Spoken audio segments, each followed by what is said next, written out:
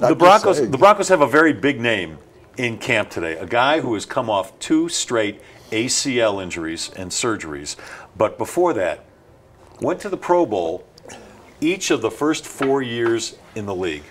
Jake Long, the #1 overall pick in the 2008 draft by the Miami Dolphins, played for St. Louis the last couple of years, has had trouble staying healthy the last couple of years. He's 30 years old. If he passes his physical with the Denver Broncos today, can you see them picking him up? Should they be picking him up, and why would they be picking him up? Well, after Clady got hurt, they were working with a rookie at left tackle. They went out and got Chris Harris, who had played here, but whose career is really at the end. I find Long intriguing, son of an NFL great. I thought you were going to say something else for a second. No. Was the #1. I think. Well, he's not Howie's kid. He's not Howie's kid. Really? Yeah. That's a different Long who plays in the league. Oh, well, never mind. I don't want him. No, I actually had to think about that, and I wasn't sure, so I looked it up, and different. So this was the Long that was with the Rams, not the Long that was with the Dolphins. Is that No, correct? he was with both. Oh. He was drafted by the Rams. Really? Or drafted by Well, the thank Dolphins, you then for, went to the Rams. I thought he was the son of. Nope. No. Well, then Howie. I'm sorry, Howie. I'm sorry, Jake. He's gone to. He's visited with the Giants twice. And important, he passed a physical with the Giants. I think it's more likely that the Giants would offer more money. And if he's in it for the money, if he's in it to play in the Super Bowl, it would be a good idea to come. He's accustomed to being a starter his whole career when he's not hurt. Correct. I think he would have to be assured that he could have a chance of starting here. Do I think when you have back-to-back ACLs?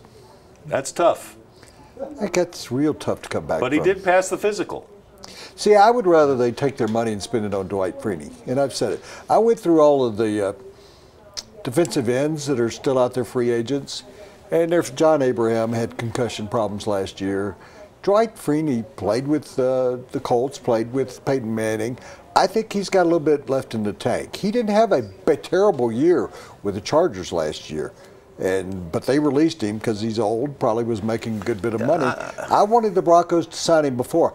I'm still more intrigued by that. Yeah. Jake Long, I think, is a long, no pun, long shot to come here, a long shot to start. I understand you're intrigued with Dwight Freeney. To me, he's done. He's done. He had trouble staying healthy last year as well. And I'm not concerned about their pass rush. I'm more concerned about their left tackle position and their offensive line as a whole.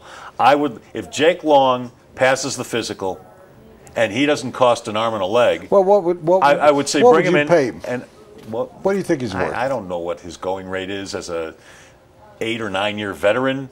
If you can get him for $1.5 million to $2 million, absolutely, I'm bringing him in. Okay. I don't trust Ty Sambrailo at left tackle. I just don't. There's a little bit of bidding, I would imagine, going on here. Yeah. So I'm going to give you a number. Okay. $5 million. For 1 year? Yeah, I'd seriously consider him. $6 million. What's your breaking point? What is your breaking point? $7 million? Probably the $5 to $6 million area would be my breaking point, yeah. I think if you could get him for 3 or less. Oh, yeah, I'm all over that.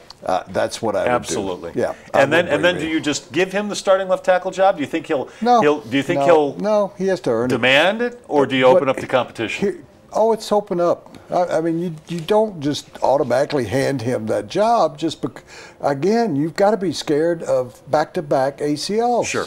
I mean, he hasn't played in a couple of years, basically. No, I don't give it to him, but I put myself in a position where I might pay more on a non-guaranteed contract. How about that? If I gave him $5 million, if you make this team, or I make it on incentives that if you become the starter, we'll make it That's the way to go. So that's absolutely maybe we have reached an agreement here that you sign him to a $2 million deal that's guaranteed, and then another $3 million if he starts at left tackle and plays 14 games. Just from a comfort standpoint, I'd like to see him in a Broncos uniform because I just don't know what I'm getting at left tackle. He was not, unless I am... He played 7 games. He started 7 games. Sure, but unless I am totally wrong, he's not a zone blocking tackle.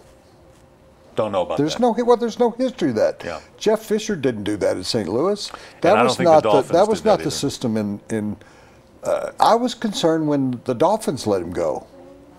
I thought, really, that guy was an overall #1 draft. He was a pick? free agent, and he chose to sign.